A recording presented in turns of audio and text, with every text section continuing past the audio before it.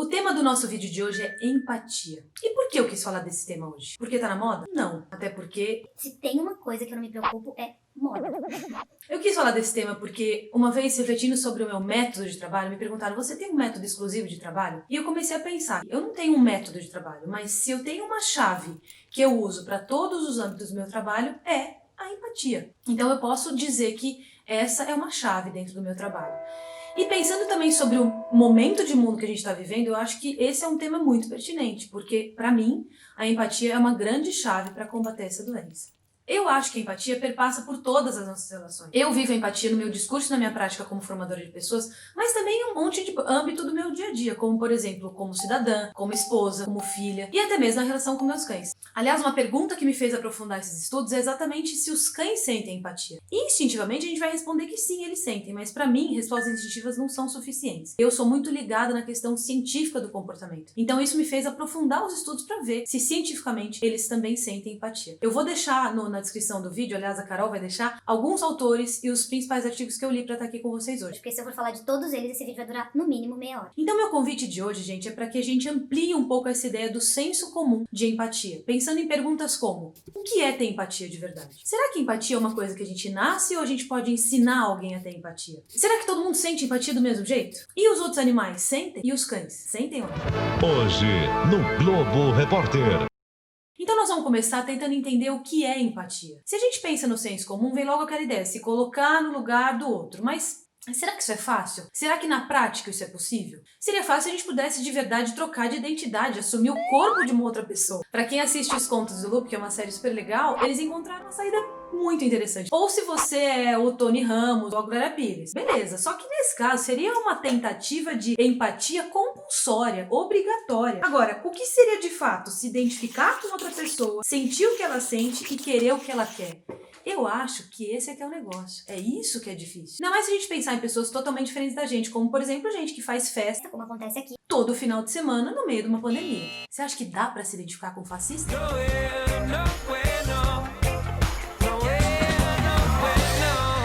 Mas quer ver um exemplo muito fofo dessa coisa da identificação? Uma vez, Quando eu coordenava um centro de juventude em São eu Paulo, levei 20 crianças pra assistir uma peça da Chapeuzinho Vermelho. Gente, vocês não têm noção. A hora que o lobo tá deitado de vovó, o estado dessas crianças. A hora que a Chapeuzinho chega, eles começam a gritar, a apontar. É o lobo! É o lobo! Desespero. Pra mim, isso é um exemplo muito forte de identificação. Então, assim, esse conceito é um conceito que eu acho que é o mais conhecido. agora vamos ver duas definições que eu acho que ampliam bem essa ideia de empatia.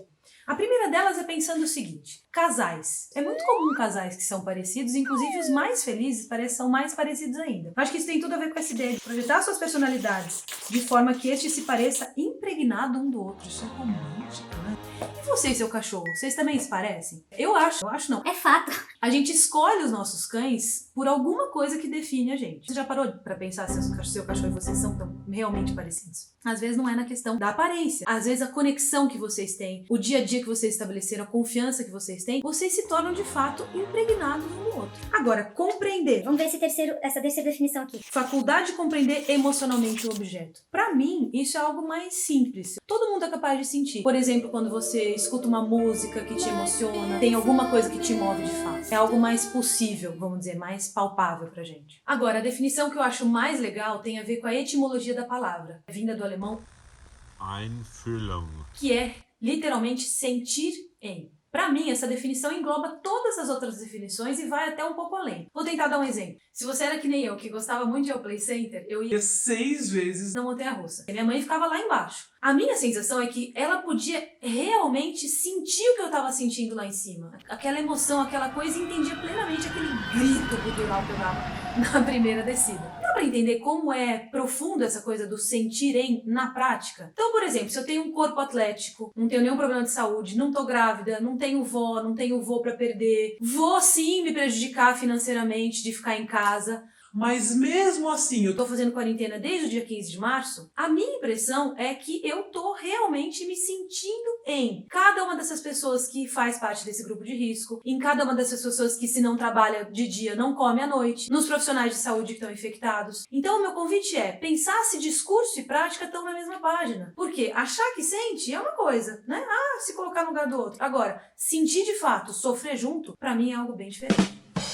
Então, pra gente entender um pouco mais sobre essa complexidade da empatia, eu vou trazer aqui uma imagem que eu gosto muito, criada pelo Franz de Waal, Um primatólogo que eu amo. em que ele compara essa questão de como a empatia se manifesta em diferentes espécies a camadas. Para isso, ele traz a imagem da matrioshka. Fala oi! Oi! A matrioshka é uma boneca russa que, para quem não conhece, tem um monte de bonequinha dentro. Então, se a gente pensar nessa boneca menorzinha aqui, que é o núcleo, essa boneca ninguém consegue abrir. Essa seria o núcleo da empatia, que é uma capacidade de se vincular ao outro. Aí, conforme a espécie vai tendo uma, outra camada mais complexa, ela vai tendo mais características de empatia. Essa do meio aqui seria uma espécie que já consegue também se preocupar com o outro. Até a gente chegar na matrioshkona, mãe de todas, fica bonitinho aqui, pronto. Essa mãe de todas seria uma capacidade super complexa, que poucas espécies têm, que é adotar o ponto de vista do outro, ajudar ele em necessidades específicas, seria algo totalmente ligado à solidariedade. Então nós humanos, ao longo da evolução, fomos desenvolvendo uma porção de camadas de empatia. Mas a gente não sente empatia o tempo todo. Se a gente sentisse empatia o tempo todo, acho que o mundo não estaria desse jeito. O mundo tá desse jeito porque a gente criou um mecanismo meio que de sobrevivência para ligar e desligar a empatia como se fosse uma chave. Bem, consegui. Então a chave que liga e desliga a empatia, liga e desliga, é a identificação. Então para as pessoas próximas é como se a gente deixasse sempre ligada a chavinha da empatia. E os psicopatas deixam a chavinha sempre desligada. Por quê? Porque os psicopatas não criam vínculo. O que acontece com esses caras? Eles não têm? O núcleo da bonequinha. Por outro lado, eles têm as camadas mais externas. Olha que loucura. Ele, por não ter o núcleo, ele não tem a camada mais instintiva de empatia, mas por ter as camadas mais externas e complexas, o que ele faz? Ele finge ter empatia. Olha que loucura.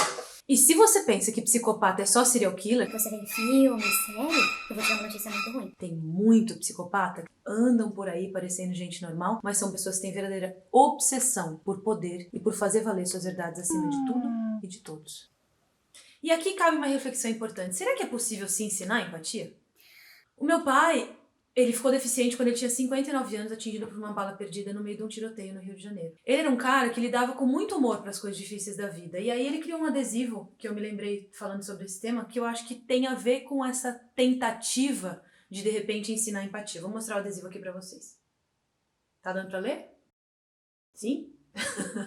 Então, o que ele fazia? Ele colava esse adesivo quando tinha gente parada na vaga de deficiente sem autorização. E aí, o que é muito louco é que, por isso que pra mim tem a ver com uma tentativa de ensinar empatia, porque é como se, quando aquele folgado era visto por outra pessoa, Isso aconteceu uma vez mesmo no estacionamento? quando a pessoa se deparava com aquilo, era como se aquele que colou o adesivo no próprio carro tivesse um orgulho. Eu fico imaginando que seria como se uma pessoa dentro do metrô usasse uma camiseta. Eu não levanto pra ninguém no metrô. Que seria o mesmo de dizer, eu não tenho empatia, tá ok? Ele tem de levantar. Agora vamos falar um pouco de animais não humanos. Tem 3 evidências que pra mim são as mais incríveis que eu separei aqui pra trazer pra vocês, que comprovam que primatas Não humanos. sentem também empatia. A primeira delas é a reciprocidade. Pra mim é muito legal esse vídeo. Você vai ver um pouquinho dele aí.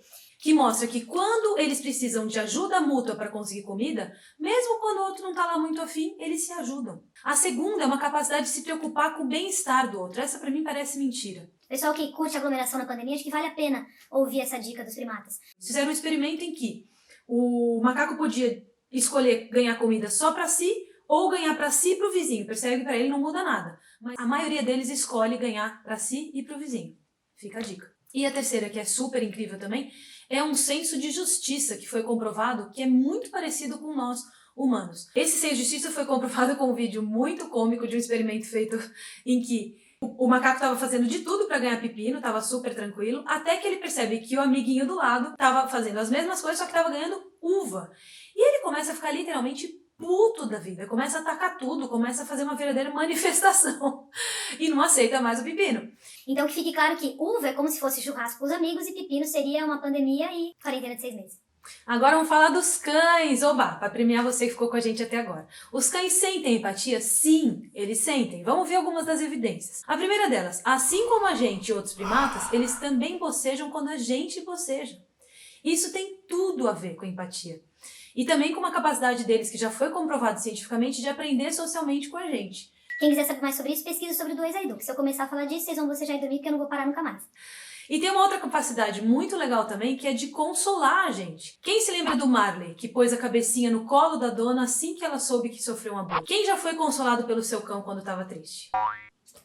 E tem um outro estudo que mostra que os cães tendem a se aproximar de pessoas quando elas choram. Isso é muito curioso. Você já fingiu que chorou na frente do seu cachorro? Eles ficam super aflitos, né? Meio que não sabem o que fazer. E um outro exemplo que eu acho muito interessante também é que lobos, mesmo criados em cativeiro, eles têm um tipo de empatia muito simples entre eles, mas eles não sentem empatia pelos humanos, pela gente. Por exemplo, os cães, diferente dos lobos, seguem o nosso gesto de apontar. Você já parou pra pensar nisso? Parece uma coisa super simples. Você aponta e o cachorro vai onde você apontou. Mas é algo muito complexo. Tanto é que os primatas também não conseguem fazer isso. Só os cães. Ou seja, isso tem tudo a ver com aquela capacidade que a gente falou lá no começo, de ver como o outro vê.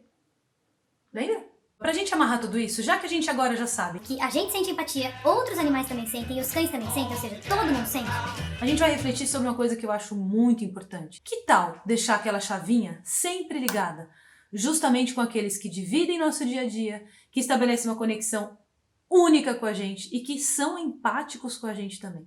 E uma pergunta que eu faço pra você é a seguinte: será que dá pra essa chave ficar ligada sempre? Mesmo quando você tá preparando seu peru de Natal e toca a campainha, você vai correndo atender, quando volta o peru tá onde? Na boca do seu amiguinho. Ou, Quando você chega em casa e ele pula, puxa sua calça, te morde, tudo pra ter tua atenção. e você tá de branco. Ou uma situação também super comum, que é você chegar em casa depois de 10 horas de trabalho e Tem xixi e cocô no sofá? O controle remoto tá destruído? É óbvio que não tô dizendo que alguma dessas situações aqui são situações legais. A gente trabalha, inclusive, para que essas coisas não aconteçam. Agora, o caminho mais fácil aqui é o quê? Responsabilizar o seu cachorro. Então, pra mim, nessas situações, empatia de verdade é sentir o que ele sentiu enquanto ele esperava. É conseguir identificar quais são as necessidades dele para que isso tenha acontecido. E também compreender emocionalmente o seu cachorro para entender o que fez com que ele fizesse tudo isso. Eu acho que falando nesse ponto que eu trouxe, vale citar uma frase do Brian Hare, que eu inclusive uso na minha formação para profissionais que eu simplesmente amo. tem tudo a ver com o que eu acabei de dizer. Ele fala que os cães têm uma alta habilidade para atender os humanos, perceber emissão de sinais, utilizar informações para resolver problemas e ajustar seus comportamentos em função das nossas expectativas. Se isso não tem a ver com empatia, eu não sei o que tem, né? Eu acho que diante disso que ele fala, que eu acho simplesmente incrível, e é por isso que eu treino cães surdos com tanta facilidade, porque tem tudo a ver com essa coisa da empatia, eu acho que a gente tem o compromisso e a responsabilidade de entregar tudo isso para eles de volta também, né? Da mesma forma que eles fazem com a gente. De também sermos capazes de nos projetarmos neles, de identificar as suas reais necessidades e sentir exatamente o que eles sentem, o sentir em. Os cães só existem porque a gente existe. Eles foram a primeira espécie a ser domesticada. É muito sério pensar nisso, que antes dos cães serem cães, antes dos cães encontrarem os humanos, eles eram lobos. Ou seja, eles estão aqui por conta da nossa existência. A empatia, pra mim, tá totalmente ligada exatamente a essa questão da domesticação. A empatia dos cães pela gente é um resultado dessa conexão imensa que eles estabeleceram com a gente. Ou seja, a gente precisa ser empático a eles também. Pra mim é impossível que seja diferente. Isso é muito forte. E pra encerrar tudo isso, eu vou trazer uma frase do Franz de Waal, Que foi o grande inspirador desse vídeo aqui. que ele diz que a empatia é a grande chave para uma sociedade mais gentil. Então é isso, espero que você tenha gostado. E deixa pra gente um comentário do que você achou desse vídeo. Se você gostou, curte, segue nosso canal, passa pro pessoal e espero te encontrar aqui de novo. Tchau! Senta lá pra eu ver uma coisa. Acho que dá pra ficar melhor porque eu esqueci. Não, calma. Olha, como que pode ter saído isso? Não sei, amor. Que bosta de esmalte, tomara que não apareça. 3, 2, 1... Peraí. É agora que eu ia ler o negócio. Fudeu, vou ter que... Olha pra câmera que você tá meio com a cabeça torta. Isso, mas... Eu quero falar de novo então. Vou fazer mais um, tá? Tá.